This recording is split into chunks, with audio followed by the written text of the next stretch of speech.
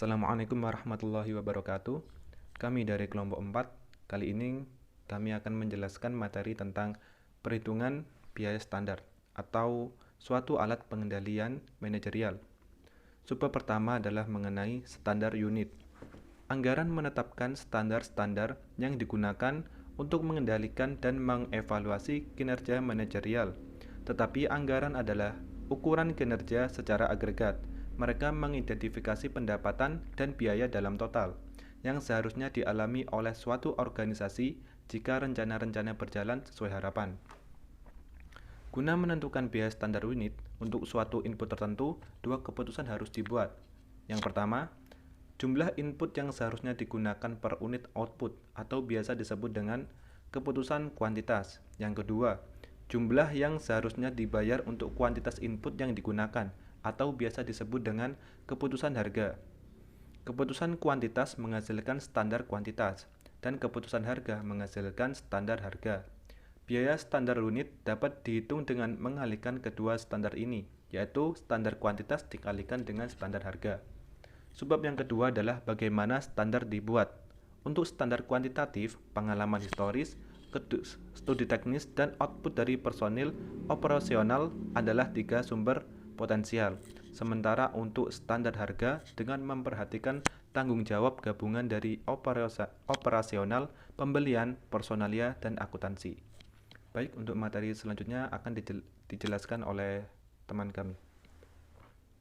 Assalamualaikum warahmatullahi wabarakatuh. Saya Dea Junia Ratri Hidayah, NIM 1910421073 akan melanjutkan materi selanjutnya, yaitu yang pertama tentang jenis-jenis standar. Standar umumnya diklasifikasikan sebagai suatu yang ideal maupun yang saat ini dapat tercapai. Standar ideal atau ideal standar membutuhkan efisiensi maksimum dan hanya dapat dicapai jika segala sesuatu beroperasi secara sempurna.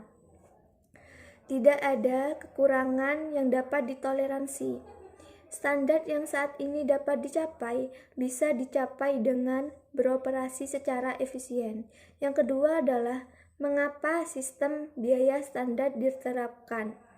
Sistem perhitungan biaya standar dapat memperbaiki perencanaan dan pengendalian serta memperbaiki pengukuran kinerja. Sekian dari saya. Wassalamualaikum warahmatullahi wabarakatuh. Assalamualaikum warahmatullahi wabarakatuh. Nama saya Riko Firmansyah. Saya akan menjelaskan tentang analisis variansi biaya overhead. Variansi biaya overhead itu dibagi menjadi 7. Ada variansi total overhead. Yang kedua, variansi pengeluaran overhead. Yang ketiga, perbandingan variansi harga bahan dan tenaga kerja. Yang keempat, tanggung jawab pada variansi pengeluaran overhead. Dan yang kelima, variansi efisiensi overhead. Yang keenam, tanggung jawab pada variansi efisiensi overhead. Dan yang terakhir adalah analisis variansi efisiensi overhead.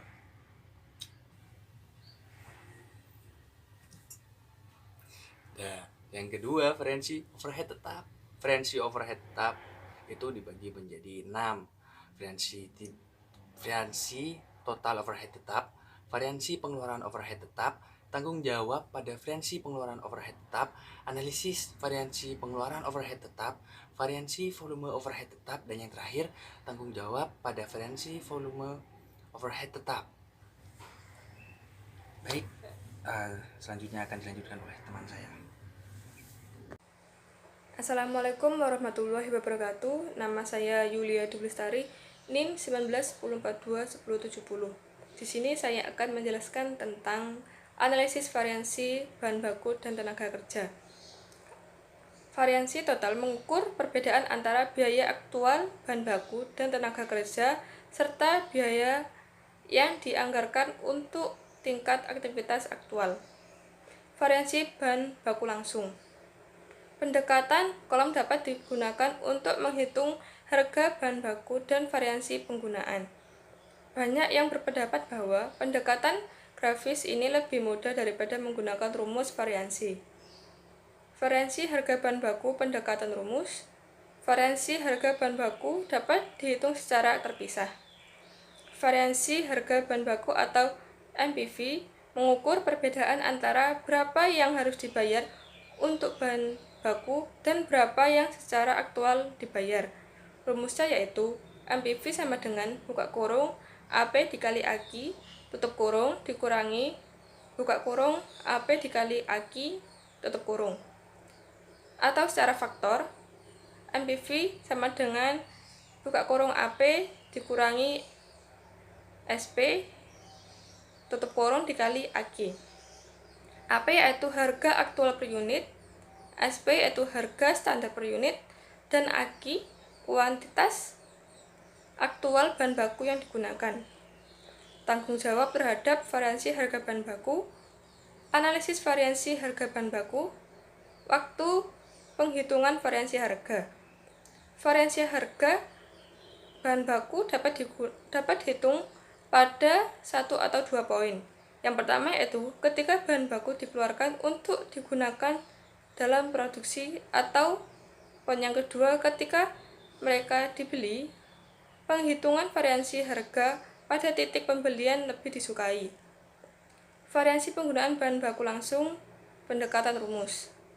Variansi penggunaan bahan baku mengukur perbedaan antara bahan baku langsung yang secara aktual digunakan dan bahan baku langsung yang seharusnya digunakan untuk output aktual. Rumus untuk menghitung variansi ini adalah MUV sama dengan buka kurung SP dikali AKI tutup kurung dikurangi buka kurung SP dikali SQ tutup kurung. Atau dengan pemfaktorannya, MUV sama dengan buka kurung AKI dikurangi SQ tutup kurung dikali SP. SP yaitu harga standar per unit, SQ kuantitas standar bahan baku yang diperbolehkan untuk output aktual, dan AG yaitu kuantitas aktual bahan baku yang digunakan. Tanggung jawab atas variansi penggunaan bahan baku. Selanjutnya yaitu variansi tenaga kerja langsung, variansi tarif tenaga kerja, pendekatan rumus. Variansi tenaga kerja menghitung perbedaan antara apa yang sudah dibayar untuk tenaga kerja langsung dan apa yang seharusnya dibayar. LRV sama dengan buka kurung AR dikali AH tutup kurung dikurangi buka kurung SR dikali AH tutup kurung. Atau dengan pemfaktorannya, LRV sama dengan buka kurung AR dikurangi SR tutup kurung dikali AH. AR yaitu tarif upah aktual per jam, SR yaitu tarif upah standar per jam, dan AH jam tenaga kerja langsung aktual yang digunakan. Tanggung jawab terhadap variansi tarif tenaga kerja, variansi efisiensi tenaga kerja, pendekatan rumus. Variansi efisiensi tenaga kerja mengukur perbedaan antara jam tenaga kerja yang secara aktual digunakan dan jam tenaga kerja yang seharusnya digunakan. LEV sama dengan buka kurung AH dikali SR buka kurung dikurangi buka kurung SH dikali SR tutup kurung. Atau dengan pemfaktorannya yaitu LEV sama dengan buka kurung AH dikurangi SR tutup kurung dikali SR.